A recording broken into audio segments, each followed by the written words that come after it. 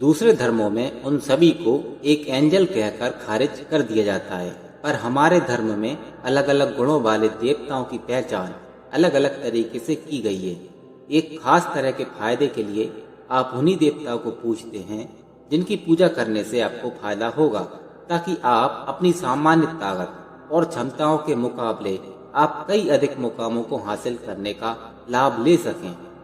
तो दोस्तों, इस वीडियो को आप अंत तक जरूर देखें, जिससे आप जानेंगे कि भूत, प्रेत, यक्ष, गंधर्व और देवता क्या सच में होते हैं या नहीं।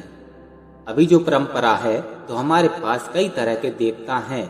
उन सभी को उनके गुणों के आधार पर एक पहचान दी गई है। यहाँ इंसान भी हैं, पशु भी हैं, वो सब प्रजाति हैं जो आप अपने आसपास देख सकते हो।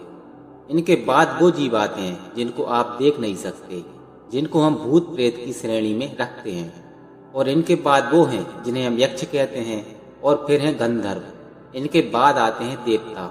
इसी आधार पर वृक्ष देवता हैं, वानर देवता हैं, सूर्य देवता हैं, चंद्रमा देवता, अग्नि देवता, समुद्र देवता, आकाश देवता, हर एक चीज के लिए देवता हैं। क्या यह एक झूठी कल्पना है? तो उत्तर है नहीं, क्योंकि यह सब सच है।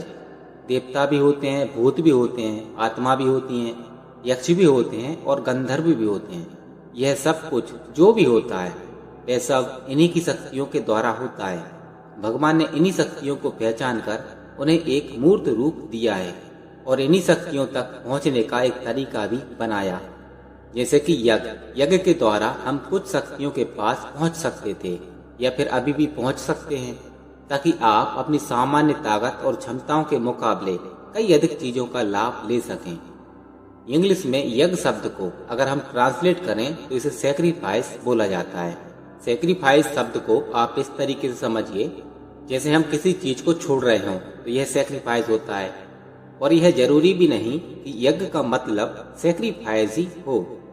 यह भेंट, आहुति, ये सभी सैक्रिफाइस का मेल है, यानी कि एक जोड़ है, एक अनुष्ठान जिससे आप ब्रह्मांड की कुछ शक्तियों को प्रसन्न कर सकते हैं। दूसरे धर्मों में और ज्यादातर धर्मों में उन शक्तियों को पहचान कर श्रेणियों में बांटा नहीं गया। उन सभी धर्मों में उन्हें सिर्फ एक एंजल कहकर खारिज कर दिया जाता है। लेकिन हमारे हिंदू धर्म में अलग अलग गुणों के देवताओं की पहचान अलग अलग तरीके से की गई है। उसी अनुसार आप अपने दुख या सुख के लिए या अपने फायदे या नुकसान के लिए आप उन्हीं देवता को बुलाते हैं, उन्हीं देवता की पूजा करते हैं। तो इसके पीछे एक पूरी प्रक्रिया है। आज भी लोग इसी के लिए यज्ञ करते हैं, लेकिन कई लोगों के लिए ये यज्ञ भी सफल नहीं होता, क्योंकि वह सही तरीके से यज्ञ नहीं करते जैसा होना चाहिए। लेकिन कई लोगों के लिए फायदेमंद होता है, उनकी वो कामना पूरी भी होती है। और हमारे भारतवर्ष में ऐसे कई सारे लोग हैं जिन्हें यज्ञ करके काफी फायदा हुआ है, क्योंकि उन लोगों ने विधि अनुसार यज्ञ को किया, जिससे उन्हें फायदा भी हुआ। और वो जो इस संसार में प्राप्त करना चाहते थे उन्हें वह प्राप्त हुआ। यह करने के लिए इस बात से कोई फर्क नहीं पड़ता कि आप कितने पढ़े लिखे हो। लेकिन आज भी जब भी कोई भारतीय अपने नए घर में प्रवेश करता है तो सबसे पहले उस घर में वो यज्ञ जरूर करवाते हैं। अगर आप ऊर्जा और चेतना के एक खास स्तर पर हैं तो आप जो कुछ भी करते हैं वही यज्ञ है। आपको अलग से अनुष्ठान या यज्ञ करने की जरूरत नहीं होती, आपके जीने का तरीका ही यज्ञ है। तो यज्ञ अलग अलग तरह के हैं। यज्ञ का मतलब है एक ऐसे आयाम तक पहुंचने का तरीका जो अभी आपके पहुंच में नहीं है। एक है अनुष्ठान यज्ञ। ये आप जब करते हैं जब आप कुछ नया काम शुरू करते हैं। आपके जो पुजारी होते हैं वह उसे आकर करवाते हैं। अगर आप अपने जीवन की प्रक्रिया को ही यज्ञ बना लें, लेकिन कैसे? कुछ इस तरीके से देखिए, हर एक मुद्रा को ध्यान से, जिसे कहते हैं शक्ति चलन और संभावी महामुद्रा। अगर आप सुबह बैठकर शक्ति चलन मुद्रा और संभावी महामुद्रा करते हैं तो यही आपका एक आंतरिक यज्ञ है। समर्पण के उस भाव के बिना आप उस अभ्यास के सार को कभी नहीं जान पाएंगे। अगर आप इस प्रक्रिया को अपनाते हैं तो इससे शक्तिशाली यज्ञ हो ही नहीं सकता, जिससे आपकी सारी कामनाएं पूरी होंगी और आपकी ही नहीं, आपके आसपास की सारी चीजें आपके अनुकूल होंगी। अगर दुनिया में 1% लोग भी ध्यानी बन जाएं, तो बाकी 99% लोग भी इस प्रक्रिया से अपने आप निकल जाएंगे। अगर 1% दुनिया ही इस तरीके से काम करने लगे तो 99% लोगों को इसका फायदा बिना कुछ किए ही मिलेगा।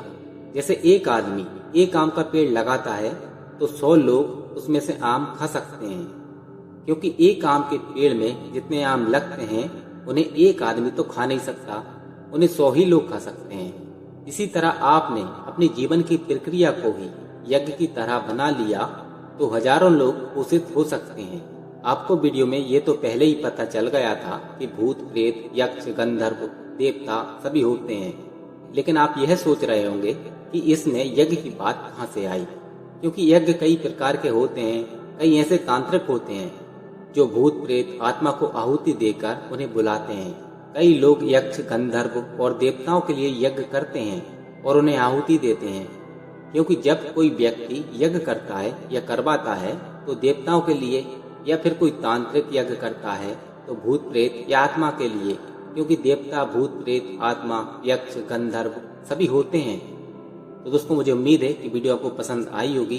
वीडियो को लाइक जरूर करें और अगर आप चैनल पे नए हैं तो चैनल को सब्सक्राइब जरूर कर लें और बेल आइकन को प्रेस कर लें, ताकि हमारी हर एक वीडियो आप तक पहुंच सके। और आपके जो भी सवाल या सुझाव हों आप हमें कमेंट बॉक्स में जरूर लिखें। मिलते हैं एक और नई वीडियो में। धन्यवाद।